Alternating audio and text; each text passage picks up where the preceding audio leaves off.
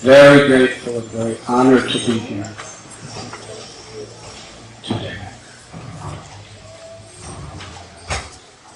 Bhakti Charu Swami Maharaj and Giriraj Maharaj ordered me to speak first. So perhaps I should just introduce them.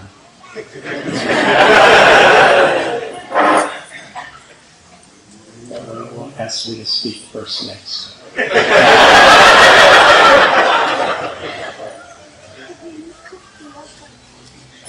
What can I say? His Holiness Giriraj Swami Maharaj.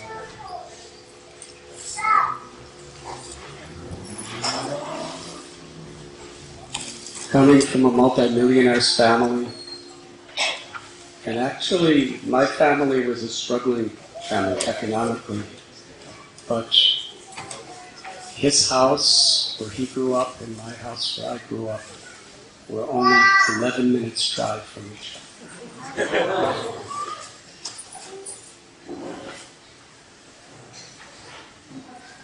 In 1969, he was going to college in Boston.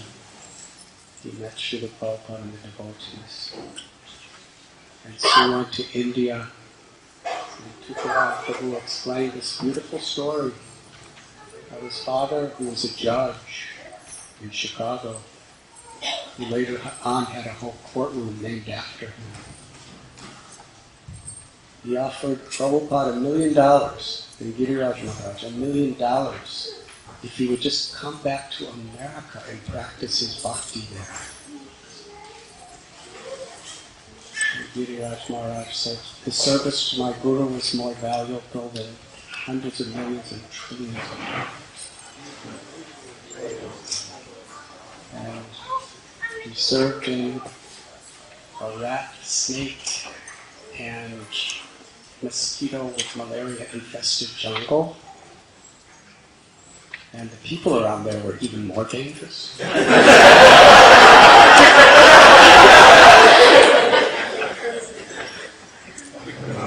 And the government officials who were supposed to protect you from the people were even more dangerous. But that's Giriraj Swami. And Prabhupada often would say that he had complete trust in Giriraj Swami. They gave him the highest responsibilities. I'm so honored and grateful to be with you.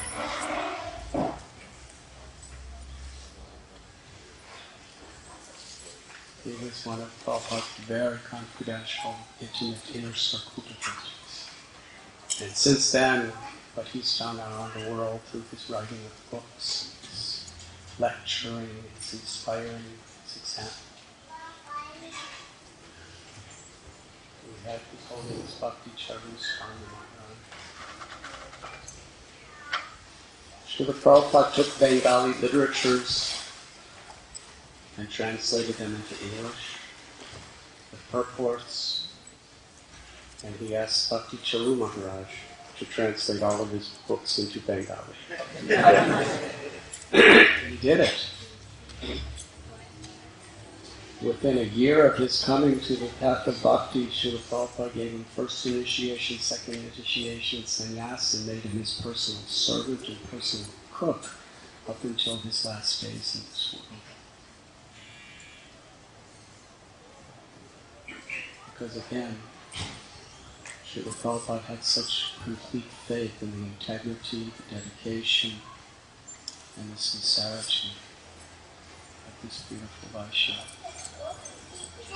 And since then, his culture, his artistic, aesthetic talents in singing and filmmaking and speaking and everything is literally charmed and transformed numberless hearts. And we are so grateful and honored to be here. And our very beloved friend and temple president, Tukaram Prabhu, by the power of his desire to serve all of you, he's dragged all of us here. He didn't exactly say it. He said it correctly, but not with all the detail.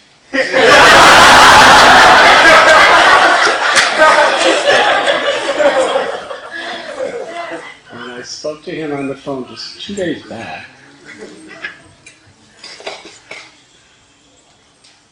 he said, Giriraj Swami and Bhakti Charu Swami are here and we're all expecting you to be here.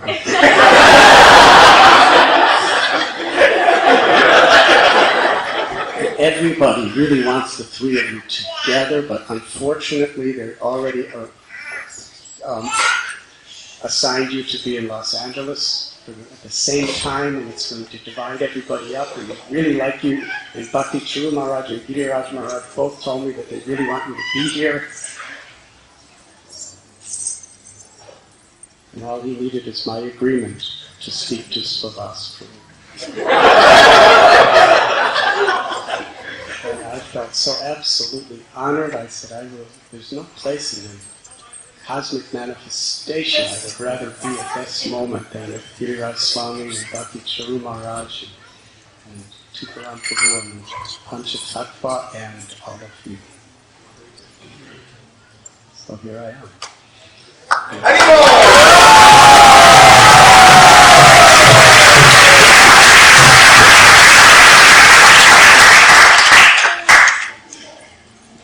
Today's festival is not only in memory of a story that is so deeply exciting and moving, but it is filled with crucial lessons for one who wants to make progress on the path of pure devotion. Srila Prabhupada told us that the Lord teaches the world through the devotees.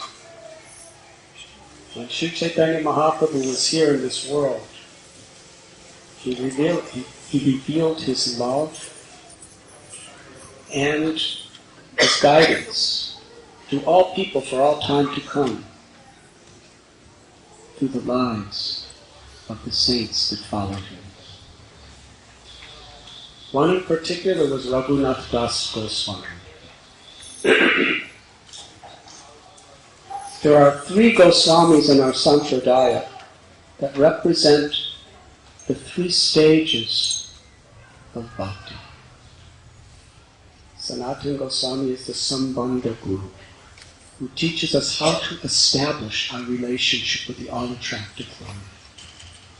Rupa Goswami is the Abhideya Guru, who teaches us how to engage in the loving service of the Lord in such a way to attain the ultimate perfection. And Radhanath Goswami is the Prayojana Guru, who teaches us how to live in that state of the highest perfection, of the Gopis' love for Krishna. Now we can read their writings, but we won't really be able to understand with experience or realization unless Mahajano Yena Gatasa Pananda, which means we learn to follow in their footsteps. What were their values? What was their character? What was their personalities? Their dedication, their priorities? It's crucial to understand from saintly people so that we can follow in that spirit. What is really valuable in this world? Krishna tells in Gita, Dukkhalayam ashashvatam, that this world is by nature a place where there is so much suffering because everything is temporary. Whoever we are, physically, emotionally, whatever we have, it is all going to be taken away by the power of time and by the power of others. Radhanath Goswami was the son of Govardhan and Hiranyamajumardar. His father and uncle were, by today's standards, multi-billionaires. They owned vast tracts of land. And they, under the king, they were the tax collectors. And they got a big percentage. They had power. They had wealth. They had incredible influence. And in the entire family, the whole generation, next generation, Raghunath Das was the only child. He was the heir to everything. And they put their complete confidence in him because he was so incredibly intelligent, skillful socially, and in every other way. He was an ocean of good qualities. To hand their fortune, their life's work, over to him is the greatest happiness. When he was just a little boy, Haridas Thakur, who was the Namacharya, happened to be living in a little jungle close by, in a place called Chandapur. Now Haridas Thakur, he was born in an outcast family at a time when in India the caste system was very much prevalent. And Lord Chaitanya, he wanted to crash through the limitations and the misconceptions of this caste system and establish that respect is based on every living being an eternal servant of Krishna, a part of Krishna, a sacred child of Krishna. And that our spiritual life is based on our character and our devotion, not based on our birth or any physical qualifications. So Haridas Thakur would chant at least 300,000 names of Lord Krishna every day. If you chant malas, it's 192 rounds. And still, he had time to be sharing the inspiration of his devotion with everybody around him. People loved him, and people hated him. There were wealthy, powerful people of Brahminical status, who had tremendous influence in society, who wanted to destroy him. They tried to destroy his reputation. They wanted him dead, in jail, somehow or other, to rid him. And wherever he went, there were these people who tried to do that. But the saints, they understood his glory. And when Raghunath was a little boy, his father's guru, Yadunandanacharya and Balaramacharya, they took him to meet Haridas Thakur and see his renunciation, just sitting in a forest with nothing and no one, usually living in caves, constantly chanting God's holy names. Raghunath Das Goswami was deeply affected. This is a principal truth. Sadhu Sangha Sarava Sastakoi Labhamatra Sadhu Sangha Sarava Siddhi Hoy. That even a moment's association with a saintly person can completely transform the values of our lives and open the doors to the highest realizations of liberation. The Bhagavad Purana explains that achieving tremendous wealth, becoming a king, attaining heavenly pleasures, attaining all the 8 mystic cities, even attaining liberation itself is not as valuable as a moment's association with a pure devotee. Because that can awaken that inspiration that within our hearts for that prema. Unmotivated, unconditional love for God. Raghunath Das Goswami, he simply wanted to have what Haridas Thakur had. A multi-billionaire who wants what a person who's living in a cave has. Krishna prema, love for Krishna. And when he went back home, he performed all of his duties. As far as his school, he was the topmost student. He was the topmost in everything. But he had no interest in anything egoistic, selfish, or material. And when Lord Chaitanya, after taking sannyas, stopped in Shantipur, Radhanath Swami went to meet him. He was spontaneously attracted. And when he saw Lord Chaitanya as a sannyasi, Radhanath Swami decided, I want to simply serve him wherever he is. The parents of Raghunath, they did everything because they saw he wasn't interested in all the things that they were so attached to and that they gave their lives, their souls, their everything for. And Radhanath Das Goswami, he was actually leaving home to go to Puri to meet Lord Chaitanya. Almost every day. And his parents hired guards to capture him and bring him back. At a certain point, he had 12 guards watching him 24 hours a day. So what is the lesson here? We cannot imitate great souls. Because Sri Chaitanya Mahaprabhu, he explained to the Kurma Brahman that you don't have to change the position of your life. You could live at home with a husband or wife or children or parents, perform your job, and just chant God's names and live with good character, and whatever you do, offer in love and devotion to the Lord, and you will attain the ultimate perfection.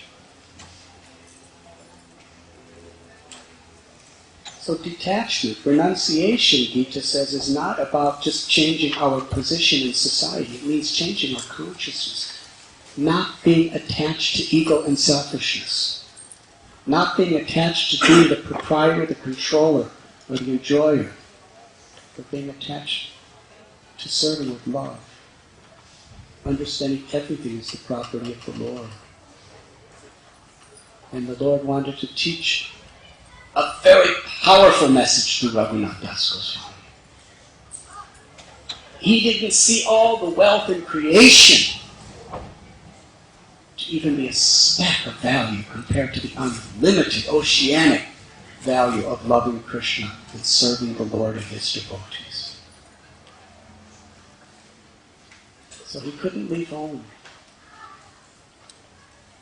And one day he heard that Lord Nityananda, who is the original spiritual master, the expansion of the Lord, Chaitanya, Nityananda Prabhu was in a place called Panihati. I go there regularly. It's on the bank of the river Ganges, not far from Calcutta. Lord Nityananda was sitting under a banyan tree, which is still there. This is 500 years ago, with some of his associates. And Raghunath came with his guards. He got permission to go to see Lord Nityananda. And he was so humble. From a distance he offered his obeisances. And Lord Nityananda Prabhu, he was told by Mukunda that he was told by one of his followers that there is Raghunath offering obeisances from a distance. And Nityananda Prabhu, he said, you are a thief. You are keeping a distance. Come here. And he said, now, because you are keeping a distance from me like a thief, I will punish you. The punishment is, you must feed all my devotees and all the townspeople and everyone around here chipped rice and dahi yogurt. And Raghunath Das Goswami was very happy. Now this is very instructive also, because chipped rice is the cheapest food there is. I have personal experience.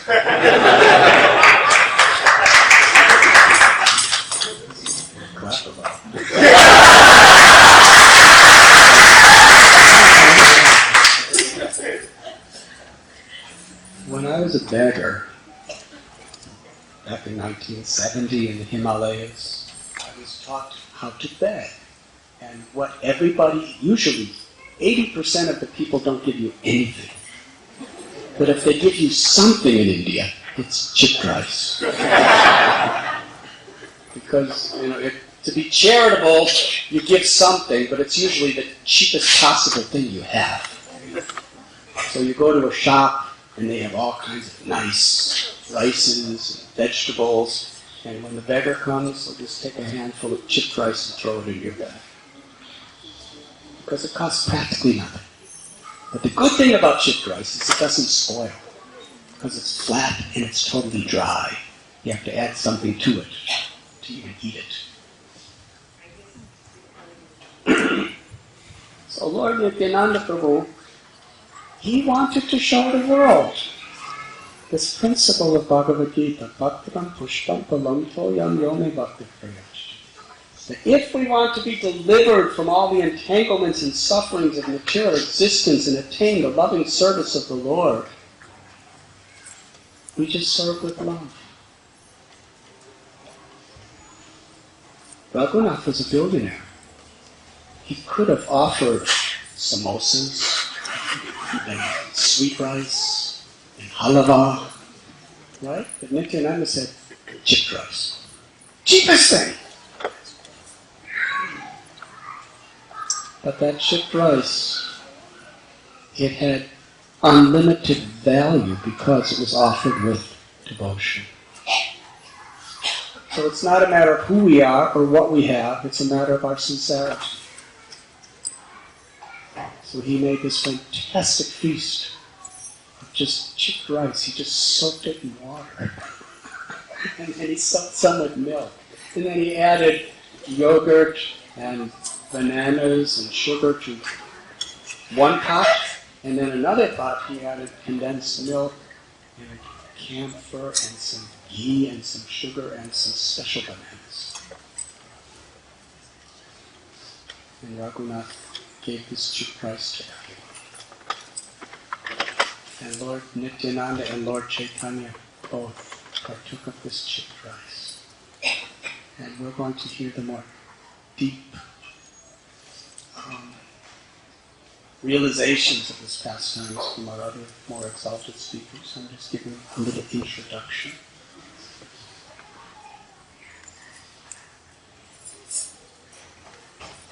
But the price of love of God, of Krishna Prema, is simply the sincerity of the heart and the willingness to serve without ego. Raghunath Das Goswami, he was so humble. He wouldn't even approach Lord Nityananda directly, what to speak of Lord Chaitanya. He did it through the devotees. He served through the devotees. And yet Lord Chaitanya exalted him to be the highest pinnacle of spiritual perfection. Trinadapi sunichena taro ibasa hishtuna amanina manadena kirtaniya sada. His life was a personification, and this particular pastime was so much exemplary of this verse. We want to chant the names in such a way to access the supreme power and grace of the Lord. It is required that we are humble like a blade of grass, tolerant like a tree, eager to offer all respect to others and expect none in return. This Giriraj festival that we're celebrating today is the day that Raghunath Das Goswami bought a bunch of chipped rice and mixed it and served it to the Lord and his devotees.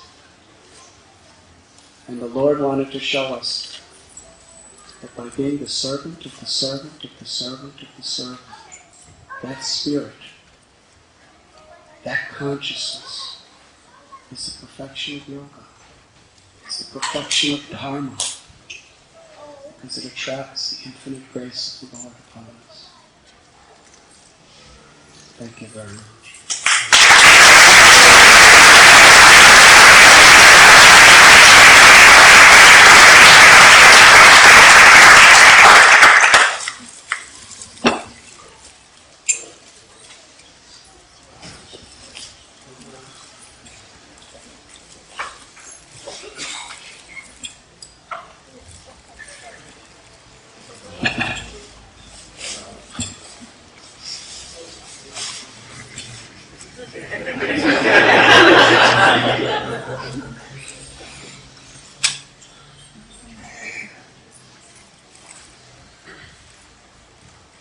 I've been told that association is always very powerful.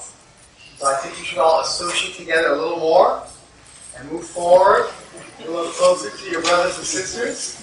And you guys in the back, come forward a little bit. It makes a little bit more room in your eyes.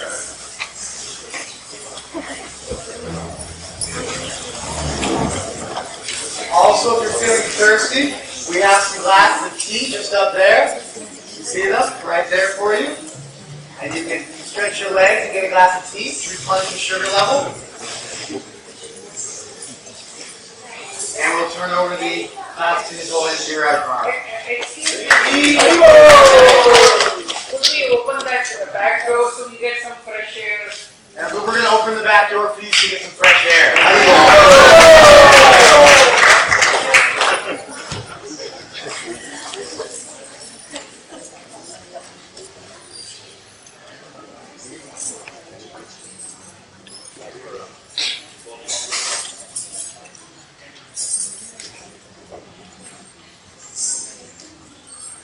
Nama Om Vishnu Padaya Krishna Prasaya Bhutale Srimati Bhakti Vedanta Swami Niti Namine Namaste Saraswati Deve Gauravani Pracharine Nirvishesha Sunyavadi Paschatya Desha Tarine Vanchakalpatarubhyascha Kripa Sindhubhya Patitanam Pavanebhyo Vaishnavebhyo Namo Namaha Sri Krishna Chaitanya Prabhu Nityananda Shri Advaita Gadadhar Shivasari Gaura Bhaktananda Hare Krishna Krishna Krishna Hare Hare Hare Rama Rama Rama Hare Hare.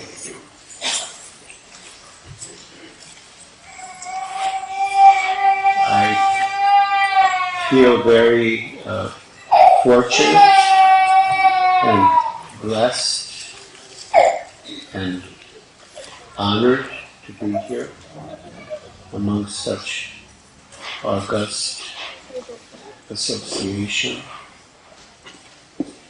We very much depend on the support of the association of devotees.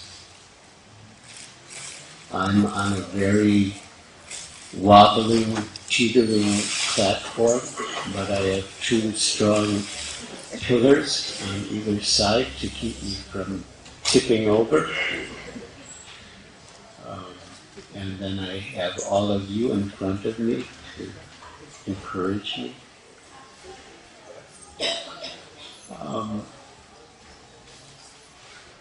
Radhanath Swami, I hadn't thought of it for a few years, but when Tukaram Prabhu introduced me, I remembered that Radhanath Swami was the emblem of what I thought I would like to be like as a devotee. And the process of Radhanath Swami's renunciation and release from family life is very instructive for all of us. Actually, when Radhanath Das met Chaitanya Mahaprabhu at Shantipur, he was already in the mood to leave the family. But Chaitanya Mahaprabhu instructed him, don't be a crazy fellow. This is Srila Prabhupada's translation. But you should stay where you are and externally act like an ordinary expert manager, but internally be detached and think of Radha and Krishna. And Chaitanya Mahaprabhu used the phrase Markata Vairagya, the renunciation of a monkey. Monkeys appear to be very renounced. They live in the jungle, they just eat fruits, they have no real residence or comforts. They appear to be very renounced. But, as Srila Prabhupada says, each monkey has 24 lady monkey girlfriends. So Chaitanya Mahaprabhu advised Radhanath Das, no, Markata Vairagya. And in contrast to Markata Vairagya or Falgu Vairagya is Yukta Vairagya. Yukta Vairagya means to use, to see everything in relation to Krishna and use everything in an appropriate way in the service of Krishna without attachment. And this is a very advanced stage. Because one can achieve that only by bhakti. Because it's not external, it's internal.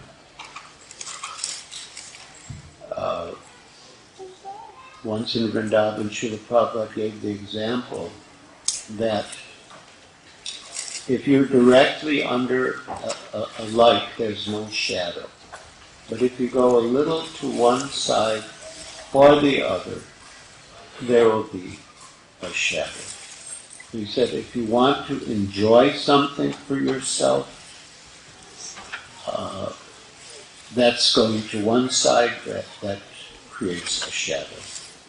And if you want to renounce something, that's going too far on the other side. That also creates a shadow. The devotee sees that everything belongs to Krishna, nothing is his. Therefore, he has nothing to enjoy, and he has nothing to renounce.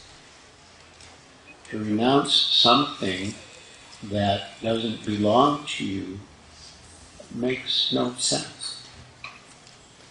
If I say,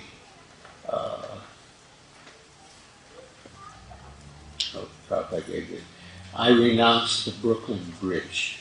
Well, what is the meaning? You don't own the Brooklyn Bridge. What is the meaning? So we don't own anything. So what is the meaning of our renouncing it? And similarly, we don't own anything. So what right do we have to enjoy it? It's not ours to enjoy. So Chaitanya Mahaprabhu advised Radhanath Das to return home and to externally execute all of his affairs very expertly and properly, but internally to be detached and to think of his Lord. So I'm going to relate some of this to my experience with Srila Prabhupada as an instruction and a reminder. So I had that idea to go to Vrindavan and just be like Radhanath Swami. But Srila Prabhupada had his estate, Juhu project, and he wanted me to manage it. So I didn't say anything, but he understood my mind. So he said, Radhanath Das managed his father's estate very expertly. And then he went to Vrindavan and became a Goswami. So first you stay here and manage your spiritual father's property very expertly. Now, another point that Tukaram Prabhu made was about my tattered clothes. That is not an exaggeration. They were torn and tattered and faded. But Srila Prabhupada had a different idea of how I should look. And one day, and it shows how gently Srila Prabhupada corrected me. He might have, I'm sure he did deal differently with different disciples, but he corrected me very gently. And he said, it is said that one who is known as a Brahmin does not have to wear a thread. And then he said, people know you, and they like you, but still, you should dress nice.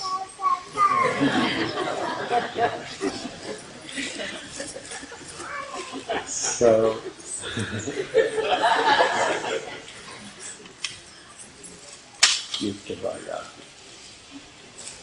so as we heard, so beautifully described and clearly explained, Radhanath Das did return home, but when he had the opportunity to meet Nityananda Prabhu at Panihati, he went. And he got the mercy of Nityananda Prabhu.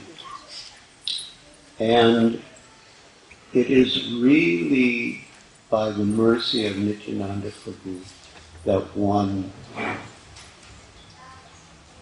both develops detachment and can be relieved of circumstantial encumbrances. This is a very important point. Narottam Das Thakur sings, Arakabai Nitai Chan Karuna Baibe Samsara Vasana Kabe Tuchahabebe. When Lord Nityananda is merciful to me, then material desires will become insignificant. And we get Nityananda Prabhu's mercy, we pray for it, yes, but more than just praying, we render service.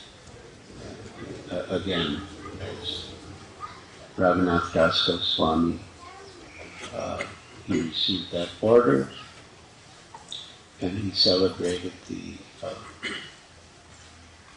Panihati Chiradani festival. And after that, he wanted to serve Nityananda Prabhu and the devotees with some of his wealth. And so he met with Raghava Pandit, who was one of the confidential associates of the Lord, who lived nearby there in Panihati. And he drew up a list of Nityananda Prabhu and all of his associates. And he determined how much gold he wanted to give to each. according to their status. But again, he was so shy and humble. He didn't want name and fame for his service. He just wanted to quietly leave the money with Raghava Pandit and let him distribute it to the Lord's associates after he had left. So that also shows us the mood of humble service, not for name and fame or any sort of personal gain, and not neglecting anyone.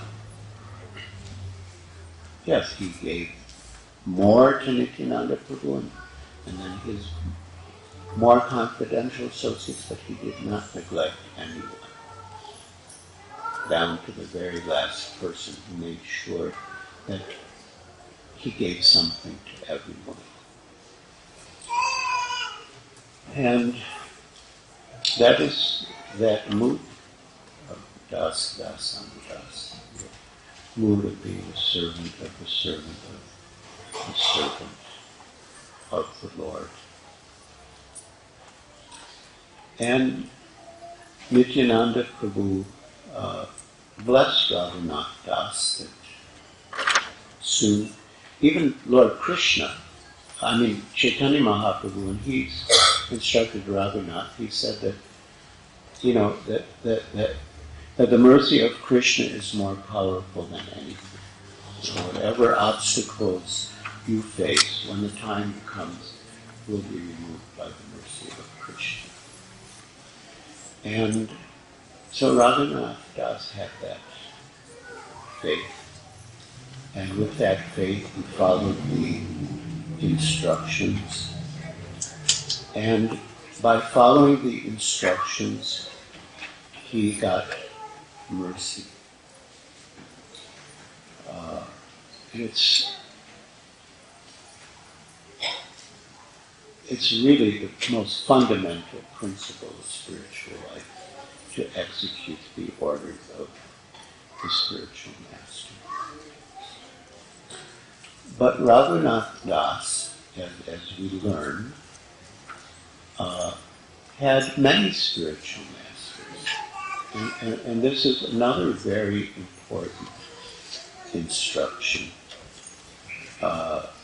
He was initiated by Yadunandanacharya, who was a great devotee, associate of Mahaprabhu.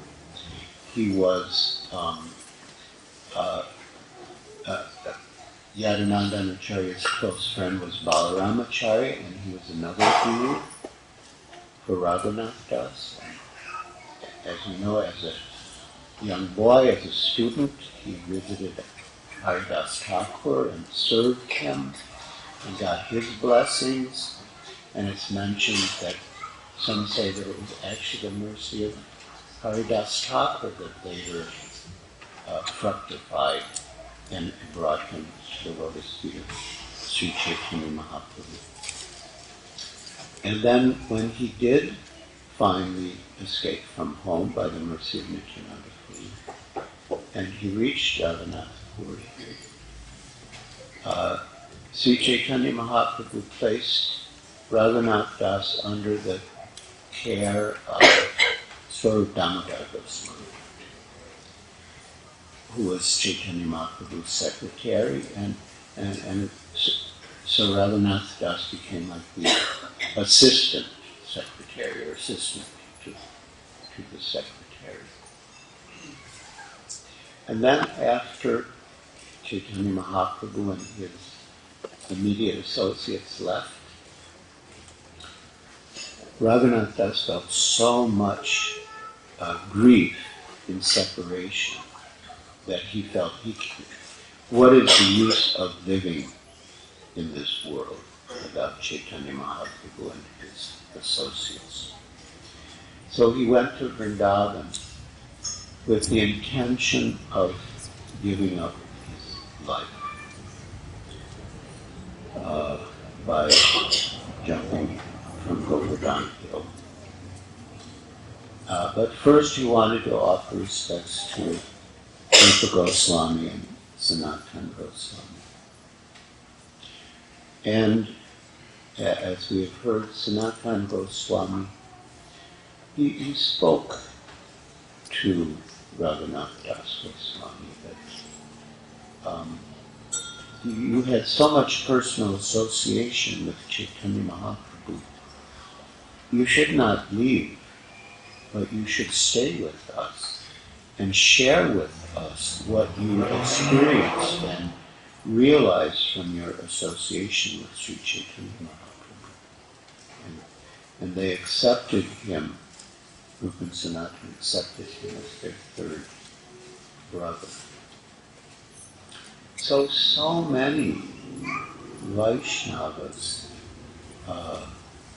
gave Raghunath Das shelter and guidance and love and affection. And we need that. Krishna consciousness is not sectarian. It's not based on designations. To the contrary, sarvapadi vinirmutam tatparatena nirmalam. When we're free from designations, then we can actually engage in devotional service. So with that purified consciousness, we can serve Krishna, Chaitanya Mahaprabhu, Nityananda Prabhu, our Guru Parampara, and all the Vaishnavas, without material conceptions, of friend and enemy, or black or white, whatever designations you might have in mind. Even then, Raghunath did so much service in Vrindavan. He excavated Radha Kund and really wrote some very beautiful poems in the mood of service to Radha and Krishna. So he is one of our gurus, as Mara said, Prayojana Guru. But we need that love and affection and service, guidance and service. And as Srila Prabhupada has explained, a parent, a teacher, a guru, a doctor, they are natural well-wishers of their dependents. They actually want to give mercy to their dependents. But their dependents need to act in such a way as to allow them to bestow their mercy, the mercy that they're so eager to give. And the way one encourages them is by submission and service and humble inquiry. So although the mercy is causeless, but we can act in such a way as to be fortunate recipients or receptacles for that mercy. And by being humble servant of the servant of the servant of the servant, and following the instructions that are given to us, we become eligible to receive that mercy. And That's why all of us are here. We've all received some mercy. Otherwise, why would we be here? What qualification do we have? What were we before? I mean, I can't speak for everyone here, but in general terms, what were we before? And why are we here now? It's only because we received the mercy of Nityananda Prabhu and our Guru Parampara. And that's the only thing that keeps us here. It can happen that someone comes and then goes. We don't want that to happen. But if we always remain in the mood of the humble servant of the servants, ready to execute their orders, with the desire to please them, not for any personal honor or recognition or gain, then they will extend their shelter to us and give us their protection, and we will stay in this wonderful association under their shelter. So Nityananda Prabhu is so merciful that he especially gives pleasure to the Chaitanya Charitamrita says that he is so intoxicated with love of God that he's ready to bestow his mercy on anyone who falls down before him. So that's all we have to do. We just have to surrender, give up our false prestige, false designations, false conceptions, admit that we're nothing, and just fall down before him, and he will give us his mercy. And as he did to Radhanath Swami. So on this auspicious occasion, in this august assembly, we pray for the mercy of Nityananda Prabhu for all conditioned souls, including ourselves, and for the mercy of Radhanath Swami to guide us, to show us the way to follow in his footsteps, and the footsteps of his predecessors, and in the footsteps of his followers. And if we are able to do that, and we are, any one of us can, if we so desire, the path will be clear, and it will be as if they take us by the hand or the little finger and lead us along the path. And we have so many others with us on the same path, and we want to go together. If someone is struggling, stumbling along the way, happens to fall down, no problem. We'll wait, we'll help the person, help him get up again, take him by the hand, and continue on our progressive march together. Hare Krishna.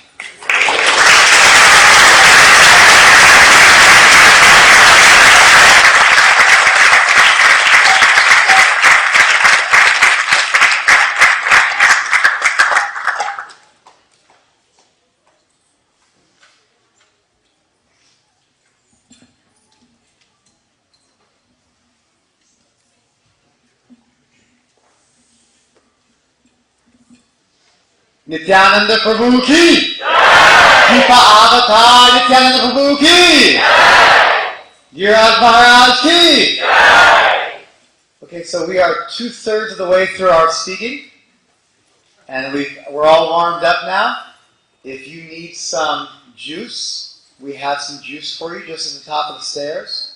If you need to stand up and stretch your legs, please feel free to do so.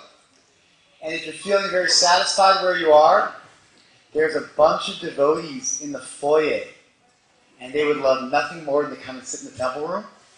And all that's standing in their way is that little bit of room in between each one of you. So if you guys could just scrunch in a little bit closer together.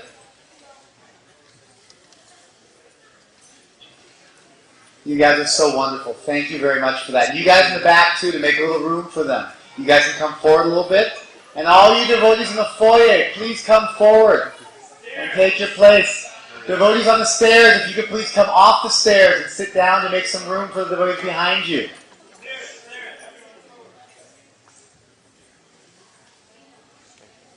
Thank you all so much for that.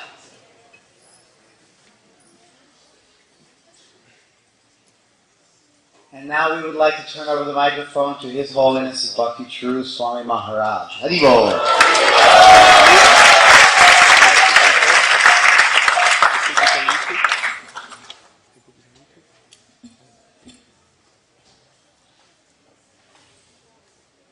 Namo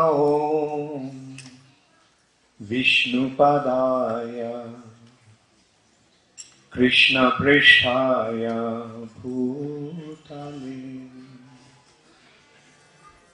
Srimate Bhakti Vedanta Swami Iti Namine.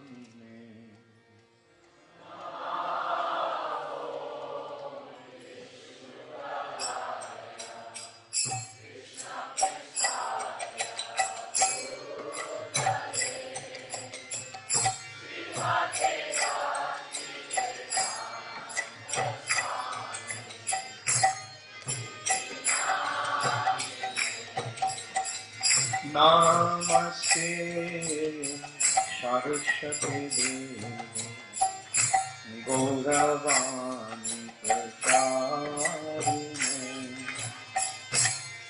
Nirvishesha Shunyavadi Paschata Deshatarine.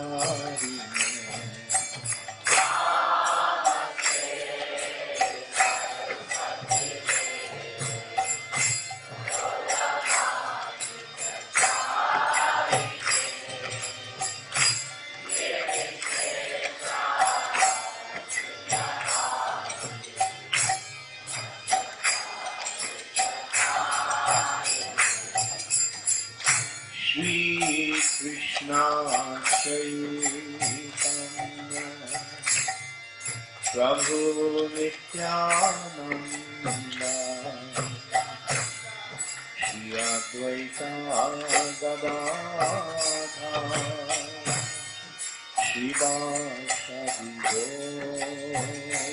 Bhakta.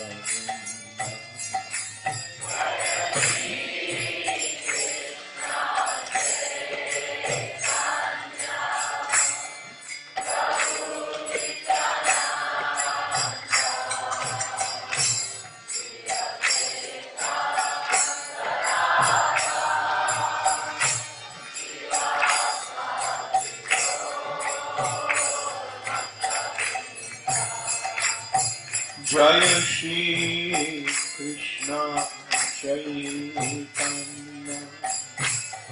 Prabhu Nityananda Shri Advaita Gadadhar Shivasadi Gaur Bhakta.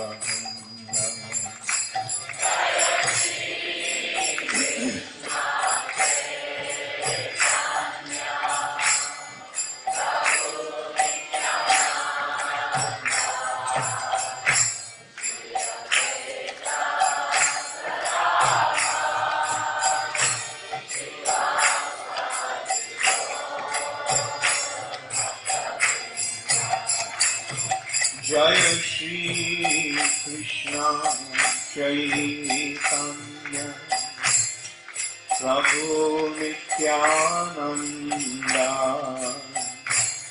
Shri Advaita Gadadhara Shivashadi Gaur Bhakta-vrinda.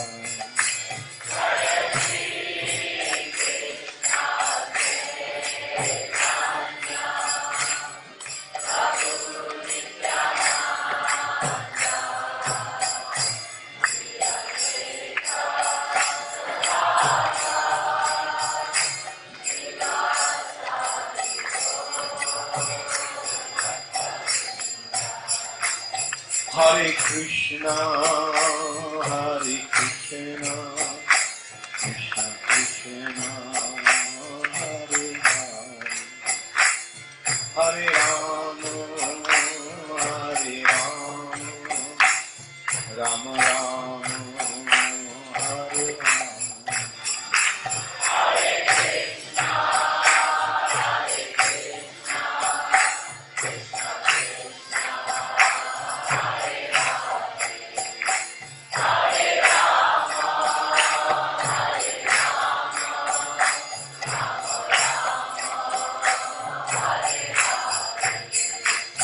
Hare Krishna, Hare Krishna, Krishna Krishna, Hare Hare, Hare Rama, Hare Rama, Rama Rama, Hare Hare.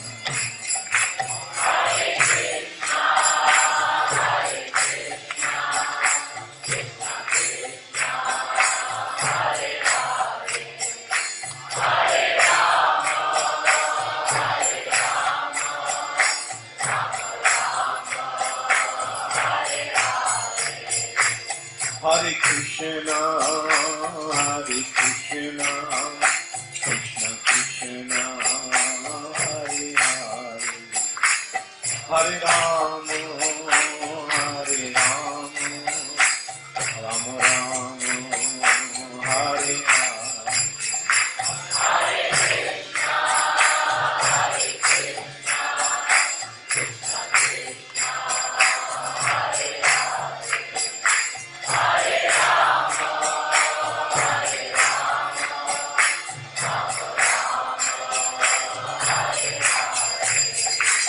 Hare Krishna, Hare Krishna, Krishna Krishna, Hare Hare, Hare Rama, Hare Rama, Rama Rama, Hare Hare.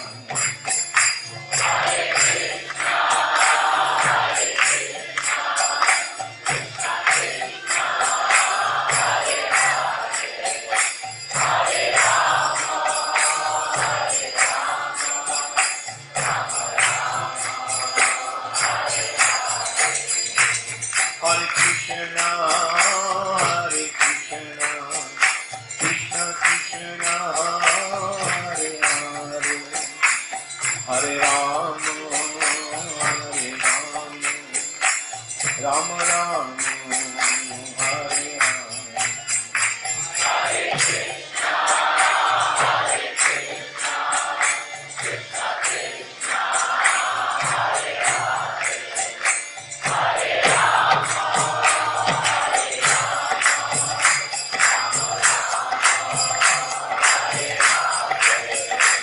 Hare Krishna, Hare Krishna, Krishna Krishna, Hare Hare, Hare Rama, Hare Rama, Rama Rama, Hare Hare.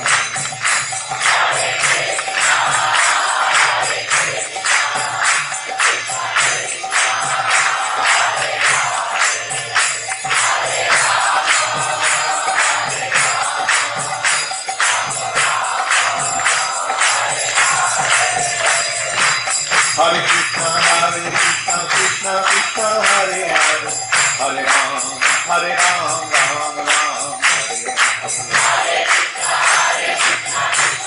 Hare.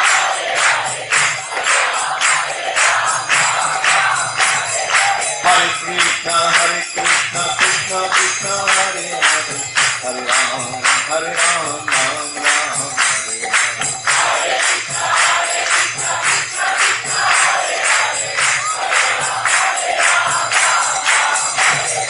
Hare Krishna, Krishna Krishna, Hare Hare, Hare Ram, Hare Krishna, Krishna Krishna, Hare Hare, Hare Ram, Ram Ram, Hare Hare. Hare Krishna, Krishna Krishna, Hare Hare, Hare Ram, Hare Krishna, Krishna Krishna, Hare Hare, Hare Ram, Ram Ram, Hare Hare. Hare Krishna, Krishna Krishna, Hare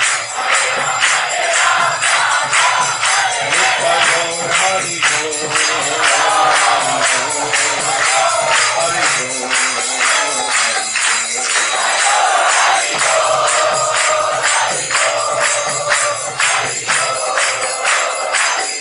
Jaya Jaya Prabhupada, Prabhupada, Prabhupada.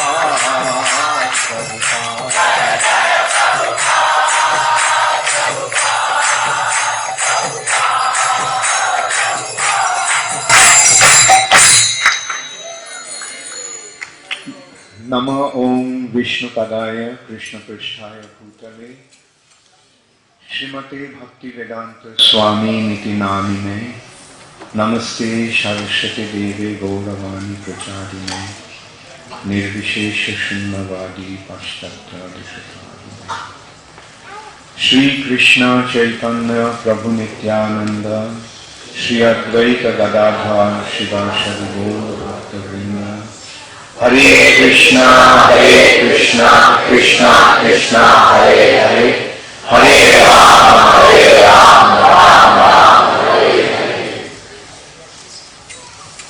Hare Krishna.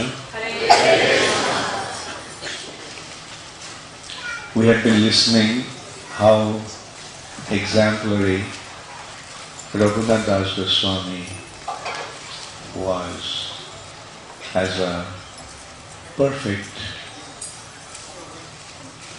example of a pure devotee of Sri Chaitanya Mahaprabhu.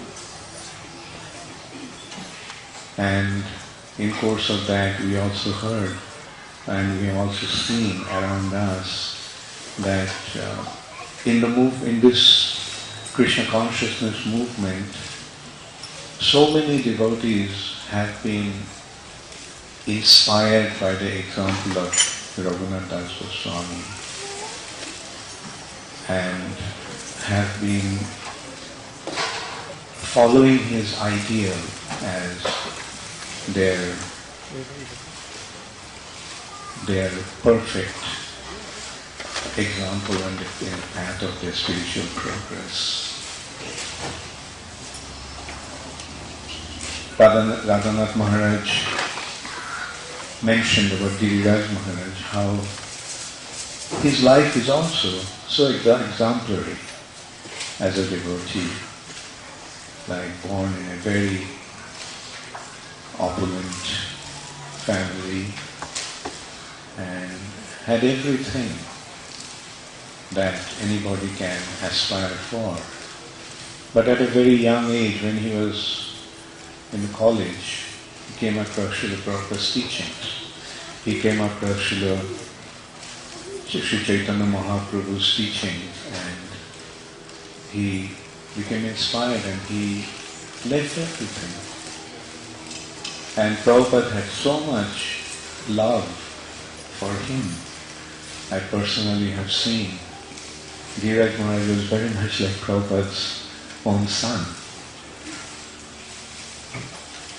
During the last days, Srila Prabhupada was forming many trusts to secure the movement, secure ISKCON. And I was noticing that in every trust, he put Giriraj Maharaj's name. And from that I could see how much trust Prabhupada had in Giriraj Maharaj. That he knew.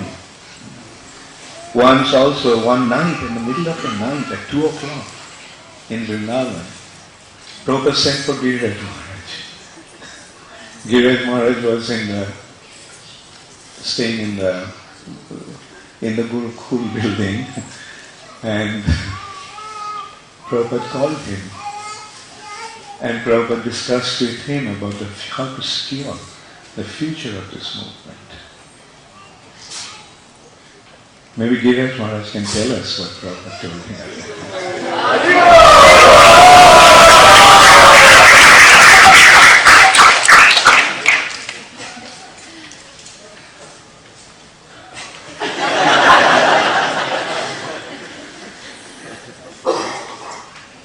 I began feeling very secure in between these two.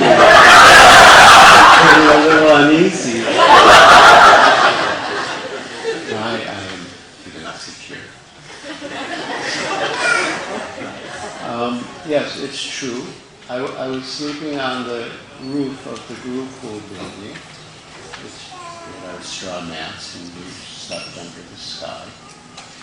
And in the middle of the night, like that, after midnight, maybe early hours of the morning, a devotee came up and said, Prabhupada's calling for you, Prabhupada's calling for you.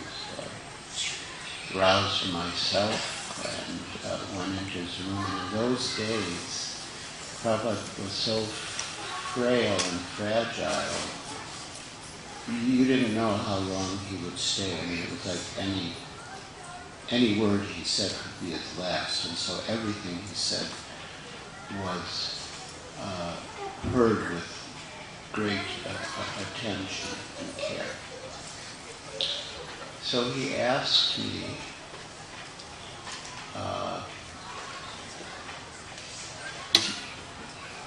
do you think this movement will go on after I've gone? How do you think this movement will go on after I've gone? And I replied, that as long as the devotees are sincere and chant their rounds and follow the regulated principles, the movement will go on, be successful. And Srila Prabhupada really, with great difficulty, he could utter a single word. He said, organization, intelligence, and organization. And that really made a deep impression on me. And it is very much in the mood of Yukta by Radha. That was Prabhupada's mood to preach. And preach means Yukta by Radha. And then he said, is there anything else? And within my heart, I really wanted to cry out, please don't go. But at the time there was a sort of prevailing mood that we shouldn't try to impose our will on Prabhupada. And so when he asked, again, it's difficult and very slowly, is there anything else? I said no, Srila Prabhupada. I offered my obeisances. But I regretted later. I very much regretted not having really said what was in my heart at the time. But later, Srila Prabhupada acted in such a way to draw out our loving feelings more. And that's a very important lesson. Hare Krishna.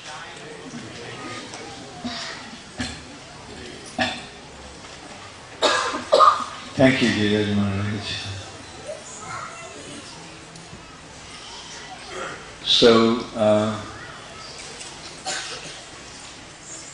also today we are discussing with Radhanath Maharaj. And how many of you know that recently Radhanath Maharaj had a meeting with President Obama?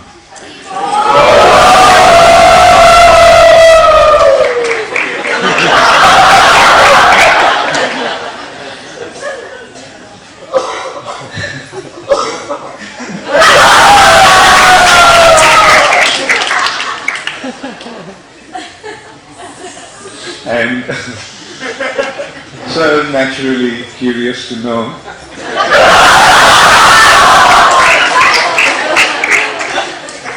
And Radha Maharaj told us in detail what actually happened.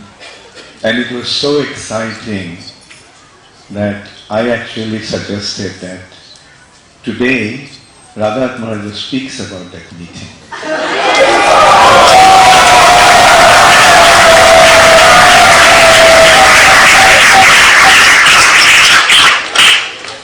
But Radhanath Maharaj humbly declined.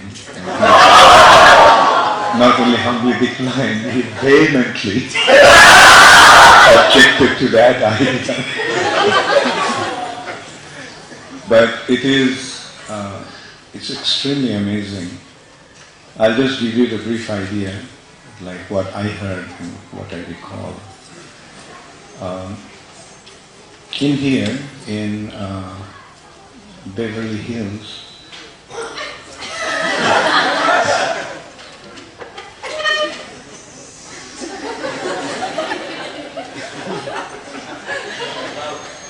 now you can see, what can I do?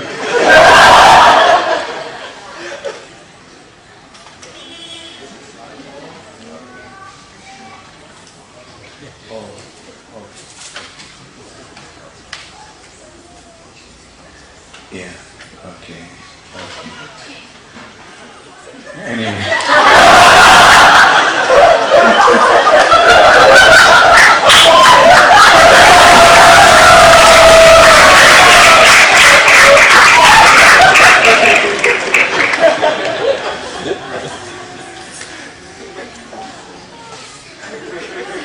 Anyway, I'll just tell you what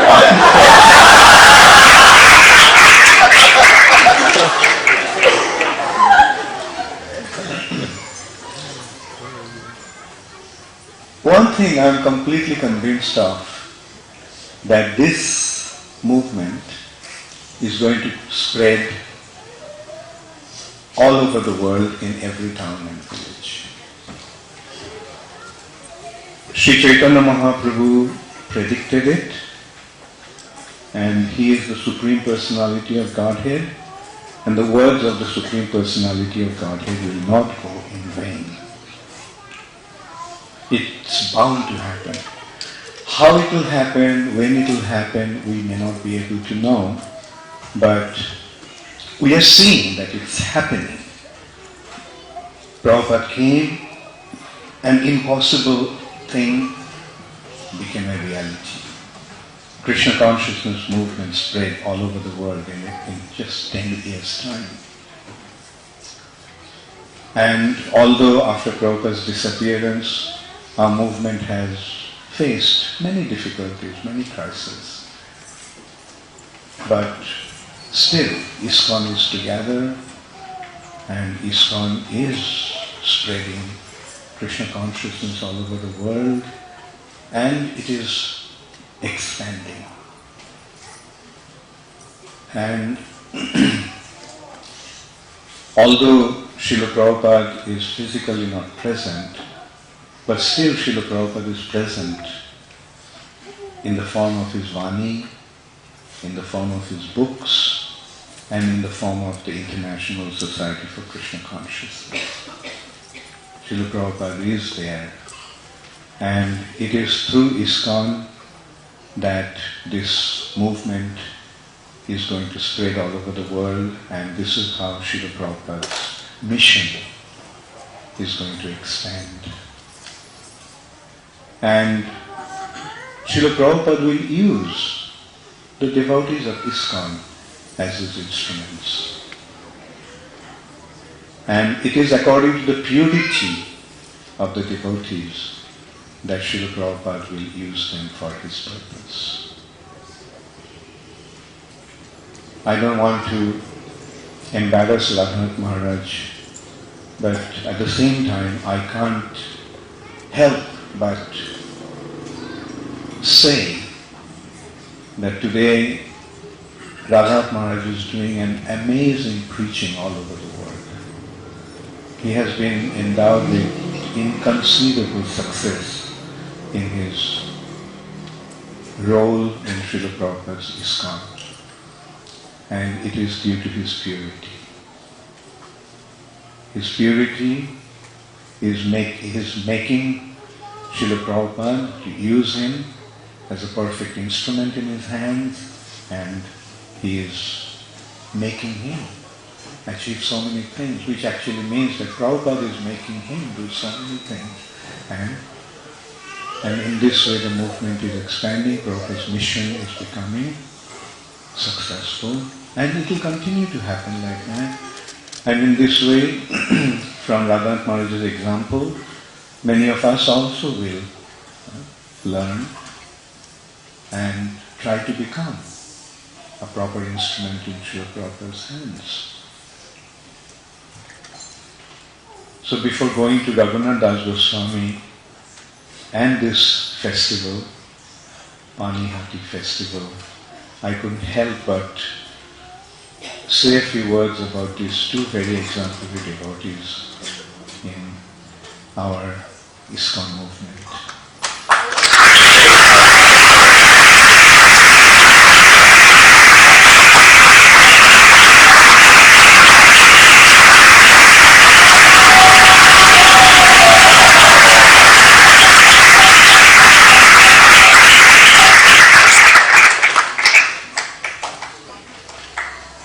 At the same time, I must also admit about the wonderful work that Tukaram Prabhu is doing here is extremely praiseworthy, extremely laudable. I remember a few years back, there was a big crisis here. We didn't have proper temple president, and Badrinarayan Prabhu and I came, spoke to Tukaram Prabhu and convinced him to become president here. And since then, things are expanding so wonderfully.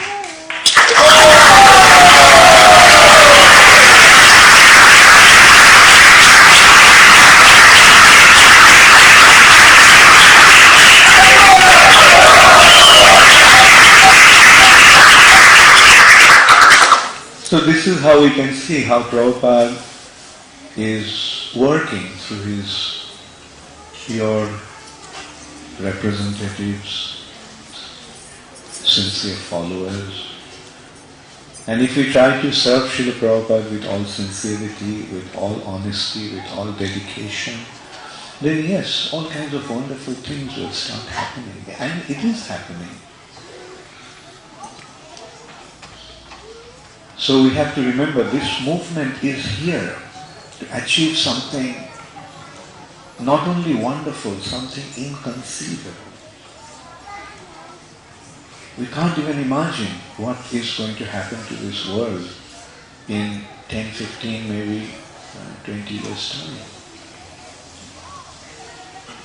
Because Chaitanya Mahaprabhu is the Supreme Personality of Godhead, and this is his mission. And Srila Prabhupada is his designated representative who he personally sent to fulfill his prediction that Krishna consciousness movement would spread in every town and village all over the world. Otherwise, who could ever even in his remotest dream, think that in Laguna Beach, you all will be celebrating Panihati festival. Panihati is a small little place on the bank of the Ganges near Calcutta. If you go there, you'll see that it's a very simple, crowded Indian town, but beautifully located on the bank of the Ganges. And this festival took place about 500 years ago. And this festival is also known as Danda Mahotsav, meaning this is a festival of punishment. It's a festival of punishment. And who is punishing whom? Nityananda Prabhu is punishing Radhanath Swami. What is his crime? He called him a thief. Why he is a thief? Because he was trying to steal Nityananda Prabhu's property. Chaitanya Mahaprabhu is Nityananda Prabhu's property. Hano Nitai Vine Bhai, Radha Krishna Paite Nari. Who is this Radha Krishna? Is Chaitanya Mahaprabhu. So without the approval and mercy of Nityananda Prabhu, no one can get Chaitanya Mahaprabhu. Now Radhanath Das Goswami is always trying to go to Chaitanya Mahaprabhu on his own, bypassing Nityananda Prabhu. That's why he was not successful. But now, Nityananda Prabhu caught him. Radhanath Das Goswami didn't want to come to him. Nityananda Prabhu called him, "Come here, you thief." But when he didn't want to come, Nityananda Prabhu sent his man, "Go get this thief." And when the thief was brought to him, very mercifully Nityananda Prabhu placed his lotus feet on his head. And everybody saw that instead of punishing the thief, he's blessing the thief. and he gave the punishment. That also is a very sweet punishment, as Radhanath Maharaj and Giriraj Maharaj already explained. Feed him with chipped rice and yogurt. Very simple thing. In Bengal, you get a lot of chipped rice. Radhanath Maharaj told that's the cheapest thing. Maybe that's why it's called chipped rice.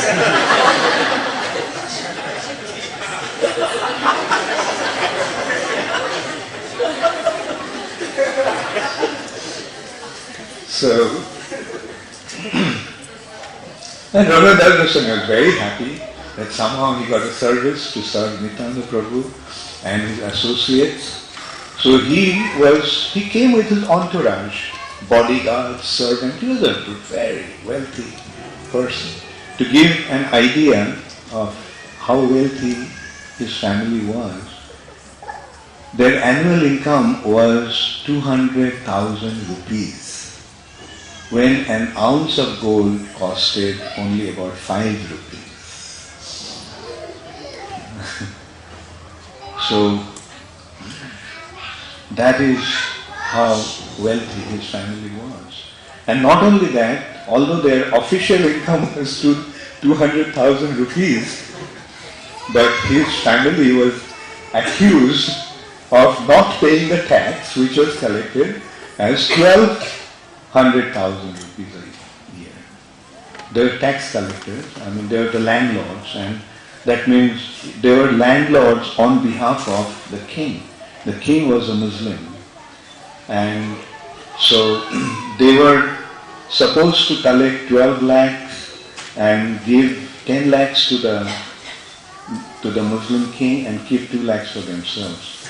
But his father was arrested because he was not depositing enough money to the treasury of the king. And that also, anyway, let us not get into that. So, such a wealthy family. And he was the only son in the family, the only successor, only heir to this huge dynasty.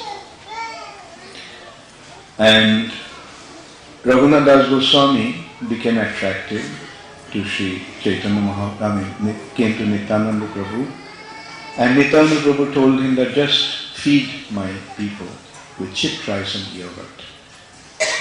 And Radhanath Das Goswami immediately sent his men to buy the chipped rice.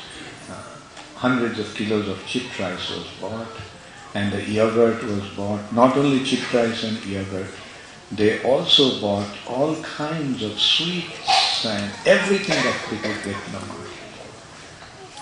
And they organized the feast. And when the feast was being served, not only Nityananda Prabhu's associates were taking the feast, whoever was there, they also came and participated in the feast. And so there was need for more supply. So all the shopkeepers' stock had already been purchased. So he sent people to the other villages.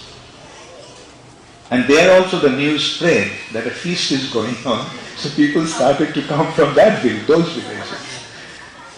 And the whole place was filled up with so many people that there was no space left on the land. They all went to the Ganges. And half submerged in the Ganges, they started to honor the feast, honor the prasad. And it has been described that 2 types of food was given. Like one was chipped rice with yogurt, another was chipped rice with condensed milk. They didn't mix that, they're 2 separate. And plus they had sweets and fruits and all kinds of things. Every year the festival takes place in Panihati, and ISKCON also participates in the Buddhist Chiradai festival there. And we start the program at about 9 o'clock. And throughout the day we distribute. And you can't imagine how many thousands of people come and get the Chiradai festival. The chipped rice yogurt and condensed milk and yogurt. And so then only, after receiving Nityananda Prabhu's mercy, Radhanath Das Goswami could succeed in escaping from the house. Actually, Radhanath Das Goswami was running away from home time and time again. And his father's sepoys, the guards and soldiers, would go and bring him back, catch him midway and bring him back. And then he was married to an extremely beautiful girl. It has been described that she was beautiful as an apsara, as a heavenly personality, heavenly demigoddess. But now Radhanath Das Goswami escaped. That also with the help of his Guru, Jagannath Acharya. Radhanath Das Goswami, Jagannath Acharya came and told him on early morning that my servant is missing, my pujari is missing today. What to do? We need some pujari. So Radhanath Das Goswami said, okay, I will go and see what's the matter with him. He was always being guarded by 6 guards. So this time he just managed to go out on the pretext of calling the pujari to come and do the deity worship. And with that pretext he just left. But this time he did not take the normal road, regular road. He took the village road and through the forest. He ran non-stop practically from his house in a place called Shaptagram, which is about 10 miles north of Calcutta to Jagannath Puri. So when they found out that Radhanath Das Goswami has escaped, then his father wanted to send the guards. He sent the guards, but they came back. They couldn't find him this time. Other times when he escaped, they could catch him, but this time they couldn't catch him. So when they came back, Radhanath Das Goswami's mother told him that this time when you catch him, just tie him up with a chain so that he cannot escape. But Radhanath Das Goswami's father replied that the wealth like that of Indra and a beautiful wife like an apsara could not tie him up. Do you think that a mere chain can tie him up? One who receives the mercy of Chaitanya Mahaprabhu, and one who develops his attachment to his lotus feet, he cannot be tied down by anything in this material world. So Raghunath Das Goswami's father thought that okay, he is not going to stay at home, but wherever he is, let him stay there. So let him be happy wherever he is. He didn't try to bring him back. And Raghunath Das Goswami's father sent 12 servants, and he was sending 2,000 rupees every month to him. Srila Prabhupada gave a series of lectures on Raghunath Das Goswami's life, pointing out that he was a personification of renunciation. The perfection of renunciation has been established by Raghunath Das Goswami. Born in an extremely wealthy family, but still he is not interested in materialistic comforts, materialistic way of life. So he ran away from home, went to Chaitanya Mahaprabhu. When he went to Chaitanya Mahaprabhu, this time Chaitanya Mahaprabhu accepted him. Previously, as Giriraj Maharaj pointed out, when Raghunath Das Goswami met Chaitanya Mahaprabhu, Raghunath Das Goswami wanted to follow Sri Chaitanya Mahaprabhu, go with him, leave home and just be with him. But Chaitanya Mahaprabhu mildly chastised him and told him to go home. And do not display monkey renunciation. And Jatha Joggo Visharkunja Anashakta Paya. With a mood of detachment, you just perform your worldly duties. So, when Raghunath Das Goswami went to Chaitanya Mahaprabhu put him under the custody of Swarup Damodar Goswami.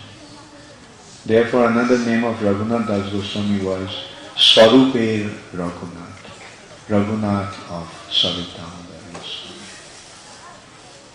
So, Raghunath Das Goswami used to get the money from his father and he had the servants. So from time to time he used to organize big feasts with the money that he used to get from his father. And then he used to invite the devotees.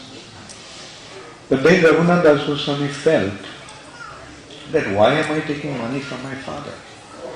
After all, my father is a materialist. I have surrendered myself to Chaitanya Mahaprabhu. Why should I take the money from a materialistic person like my father? So he sent the servants back and he stopped taking money from him. One day Chaitanya Mahaprabhu asked Swarup Damodar, Swarup, what happened? Raghunath is not inviting us in feasts anymore. So Swarup Damodar said that he sent all the servants back and stopped taking money from his father. So Mahaprabhu was very pleased. He said, that's good. But how does he maintain himself? Swarup Damodar said that he stands by the Singha Dwar of Jagannath temple, the main gate of Jagannath temple. And when the pujaris go home in the afternoon, they give him some Mahaprasad, and with that he is maintaining himself. Mahaprabhu was very pleased. Then after a few days, Mahaprabhu asked Swarup Damodar Goswami, Swarup, I don't see Raghunath on Singha Dwar anymore. So Swarup Damodar said, yes, he stopped even begging Mahaprasad from the pujaris. So how does he maintain himself? Chaitanya Mahaprabhu asked. Then Swarup Damodar said that he sits with the beggars where Jagannath's Mahaprasad is given to them. Raghunath sitting there just receives Jagannath Prasad, and that's how he's maintaining himself. So Mahaprabhu was very pleased. Then after a few days, he asked Swarup Damodar, I don't see Raghunath sitting even among the beggars to receive Jagannath's Prasad. Then he said he stopped taking that also. Then how does he maintain himself? Sarvadhamana say that at the back of the temple, in the drain, the stale one-out prasad that is thrown out, the prasad that even the cows do not eat, Raghunath collects that prasad. And washing up those prasad, he discards the bad part, and whatever is good and edible, he is maintaining himself eating that.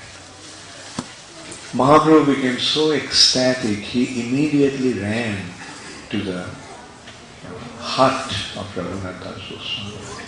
He used to stay in a hut, and he told him, Raghunath, you are having the most wonderful Mahaprasad and you are depriving us all. Raghunath was embarrassed. So I'm not taking that Mahaprasad. And then Mahaprabhu said, oh, now you are lying to me also. And then Mahaprabhu reached out to that bowl of Mahaprasad that was kept under the bed, and not the bed, the corner of the room. And Mahaprabhu himself started to eat that. And Radhanath Swami tried to stop him. There's a beautiful painting depicting this pastime. I remember that in Zurich temple, in the temple room, there's a beautiful painting. And Prabhupada mentioned that this is the renunciation that one naturally develops due to his attachment to Chaitanya Mahaprabhu. Renunciation becomes natural in Krishna consciousness. Bhakti parishanubhavo viraktir amatracha. As one develops his attachment to the Supreme Personality of Godhead, to that extent, one develops his detachment to the material nature. It is not an artificial thing, it's a natural thing. By developing one's attachment to Krishna, one becomes detached to matter. And that is what has been explained or exemplified as higher taste, parishanubhava.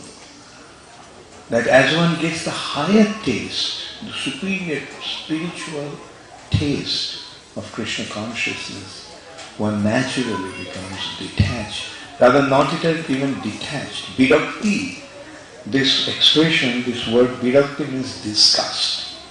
Not just detached, one becomes disgusted to the material attachments.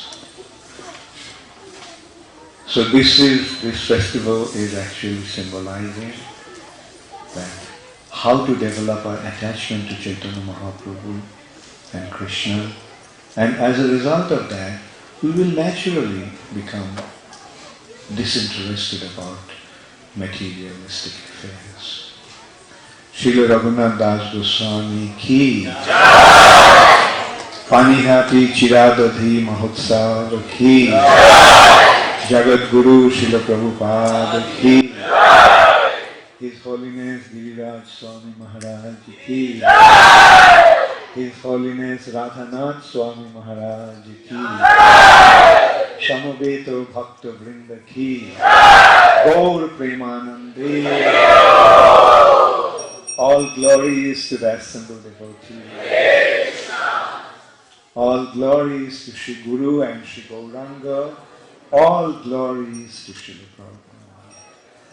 Nama Om Vishnu Padaya Krishna Prasthaya Bhutale Srimate Bhakti Vedanta Swami Namaste Saraswati Deve Gauravani Pracharine Nirvishesha Shunyavadi Paschatya Srila Prabhupada Hare Krishna Gaur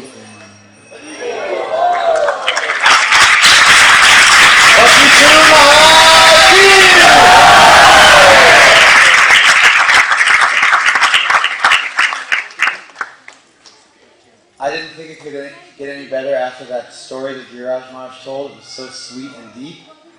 And somehow it got even sweeter when Maharaj began speaking. I don't know how it's possible. I'm feeling almost stunned and wonderstruck by how sweet and transcendental Maharaj's words were. This, of course, is one of the qualities of Bhakti, that it strikes you with wonder. Chamatkar, it stuns you with its wonderment. And so what we do when we really want to stun people is we do dramas. So here's what happens. You can read something in the Shastra, you can do kirtan, but when you see somebody doing the drama and they're expertly portraying the emotions of the Leelas, if you're careful, if you're a little, what I want to say, soft-hearted, if you have a soft heart, then you can vicariously enter into that Leela through the actors. This mystery was known to Chaitanya Mahaprabhu. It was given, this legacy was given to Rupa Goswami, and it forms the cornerstone of our Gaudiya Rasa Siddhanta. And so in pursuance of this, we are taking this Leela, this Chida Dadi Mahotsava Leela, and we're going to enact it for you. Just a very small part of it. A very small part. So the whole time I've been telling you all to come forward. Now I'm going to tell you all to swish backwards. So if you could all do that, just swish backwards to make a little room for our players. And what we should also do is 3 sevaks should help the Maharajas adjust their seats so they can sit here and watch the play. Please, as fast as possible, you have to put this on, I don't know, where you put it on YouTube, right? Please do it, it's very important. This is one of the best lectures ever. How we will name it? Panihati Festival, Laguna Beach? Yeah, something like that. Something like that, right? On Facebook?